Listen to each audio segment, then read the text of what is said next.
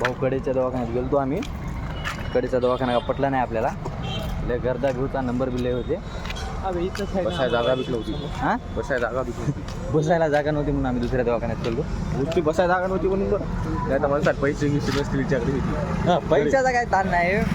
पोरं आहेत पण सगळ्यांनी दिलेत आपल्याला हजार. कालच अंबानीला 1.5 कोटी दिली. अंबानी मला 500 रुपये दिले. तुझ्याकडून काय घेतले काय? घेतले तुझ्याकडून 1.5 कोटी सांगली की दाई आता काय घेतले आम्ही आता चलो दुसऱ्या दवा. या पार 600 रुपये टाकले. 600 रुपये दिले. राहुल गांधीला टाकले. व्याजे लागले त्याला 100 रुपये याद लागते बरं. राहुल गांधीला सांग. राहुल गांधीला सांग म्हणाले. काम फोन लावतो त्याला फोन आम्ही बी ते करून घेतो एकदा. चला आम्ही आलो आता इथं शाबू हॉस्पिटलला. ते काय आम्ही आलो तुम्ही येऊ नका. फसवाफसवीचे कार्यक्रम एकदा भेट देऊन पैसा लुटायले. हा भेट देऊन नाही इथं विनायकच्या पायातले किडे मारायचे आपले. नाही असे करत रे आपले किडे बिडे